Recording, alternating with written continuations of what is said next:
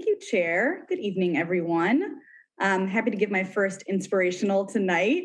And this evening, I'd like to share a bit of a reflection on problem solving and a commitment to all of you as my peers and to the residents of Dane County and my constituents.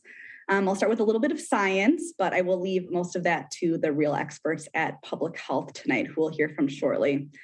About 10 years ago, I served in an AmeriCorps program in California working with kiddos, and a particular bit of research from that time in my life has stuck with me since then for 10 years or more. And this is often referred to as the paperclip study, so maybe you're familiar with it already. But the basic question that a researcher asked a group of young children was, what can you do with this paperclip? If I put that question to you now, how many ideas could you come up with? Maybe 5 or 10, 50? If I tried pretty hard, I think I could come up with maybe 20 or so right now, maybe 30 if I had a glass of wine, got a little more creative.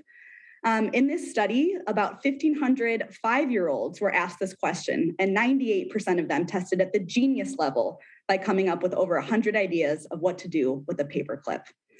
This study followed the same 1,500 kids throughout their adolescence and found that by age 15, only 10% of them scored at that same genius level. And most of them could only think of 15 to 20 ideas of what to do with that paperclip. So this research aimed to test the idea of divergent thinking, which is the ability to see lots of possible answers to a question or multiple ways to interpret a question. And I think that this ability is really critical in public policy making and particularly in problem solving, which I imagine is something that we are each dedicated doing here on the Dane County Board. And unfortunately, I think education, culture, institutions, lots of experiences often unteach this ability to be creative and solve problems, and it becomes harder and harder as we get older. And often as policymakers, we're put in a position to decide yes or no on a question, and we take a vote, and we kind of oversimplify a complex issue, not a lot of room for divergent thinking. So to remind me about paying attention to different perspectives and listening to folks who are often most creative in the room, who I think are really young people, always have funny answers to things, I asked recent members of the Youth Governance Program to share their insights on their service with Dane County. Purely a coincidence that we are pinning new members tonight. So some of these young people seemed pretty disappointed and disillusioned in their service, and others were excited and hopeful, and many seemed like a mix of both. This captures pretty much my experience serving on the county board for the last 2 years as well, the full spectrum. But here's what they said in response to my admittedly leading prompts. So one thing that surprised me about local government is there isn't much debate. Everything is interconnected. Collaboration is what makes local government cohesive and impactful. It is a struggle for everyone's voices to be heard. Elected officials could better communicate with the public by connecting with schools, asking us what we think about things, telling us why local government is important, making meetings more accessible. One thing I think that our community does well is budget for new programs, emphasize the value of environment, and that nature thrives because of our community's desire to keep it that way. Policymakers could help people feel more welcome in our community by reaching out to underrepresented communities. Instead of just listening to people, reach out and work on solutions together. Find better ways to ask people what they want.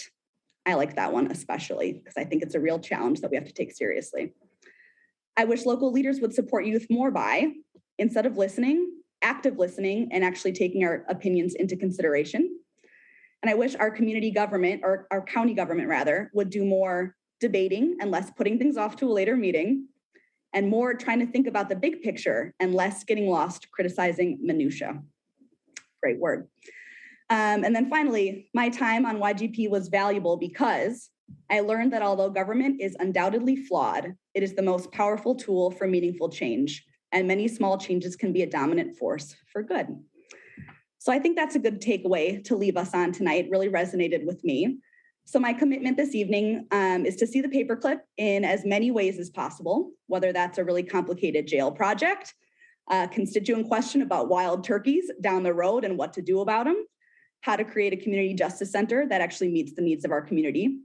And I commit to doing the work to understand those complex issues and understand that they're sticky, try not to chase shiny objects and solutions, and work toward what really matters. And if I start feeling complacent or overwhelmed in the face of those issues, to remember the wisdom of the youth that many small changes can be powerful.